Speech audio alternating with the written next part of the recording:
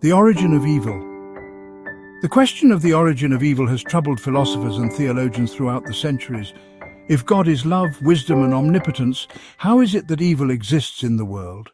Emanuel Swedenborg, the 18th century scientist and theologian, offers a distinctive explanation that places responsibility upon human freedom while preserving the goodness of God. Swedenborg begins with the nature of God. God is divine love itself, united with divine wisdom. From this love and wisdom flows all creation. Nothing exists apart from God's sustaining power. Since love and wisdom are the very essence of God, it follows that God cannot be the source of evil. To attribute evil to God would be to deny his essence. Thus, Swedenborg insists that evil arises not from God but from created beings. Why then is evil even possible? Swedenborg teaches that human beings were created with two essential faculties, freedom and rationality. Freedom is the ability to choose what one will love and pursue. Rationality is the capacity to discern truth from falsity.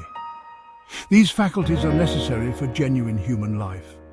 For without them, no one could love God, love the neighbor, or live in what is good in a meaningful way.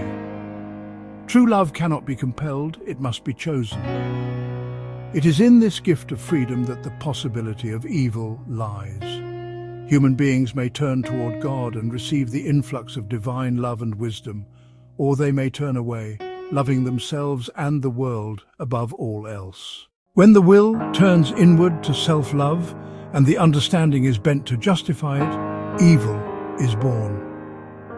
Evil, in Swedenborg's definition, is nothing other than the love of self and the world above love of God and the neighbor. From these disordered loves flow all varieties of selfishness, deceit, cruelty and destruction. Swedenborg illustrates this with the idea of spiritual order.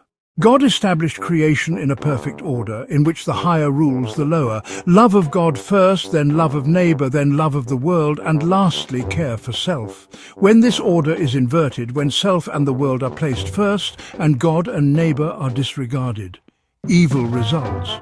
Evil, then, is not a substance created by God, but a perversion of what is good, a turning of order into disorder. Another important element in Swedenborg's teaching is the role of the spiritual world.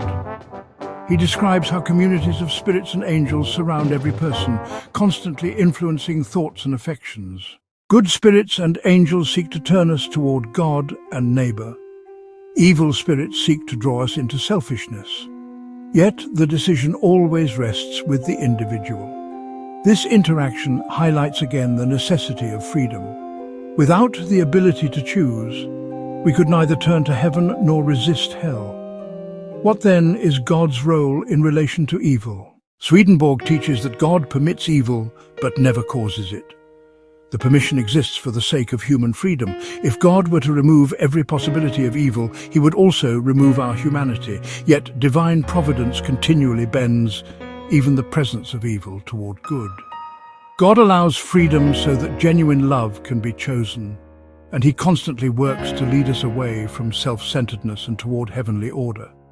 The implications of this teaching are significant. Evil does not originate in God, nor is it an unavoidable aspect of creation. Rather, it arises when created beings misuse the very gifts that make them human. At the same time, God never abandons humanity to evil. His providence is ceaselessly active, seeking to draw every person toward repentance, reformation, and regeneration. In conclusion, Swedenborg explains the origin of evil as the abuse of human freedom and rationality. Created to love God and the neighbor, we can choose instead to love ourselves above all. This inversion of order is the root of evil.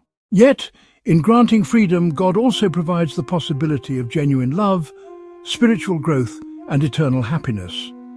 Evil, then, is not evidence against God's love, but a necessary condition for that love to be real. And through divine providence, even what is permitted as evil can be turned towards the greater good.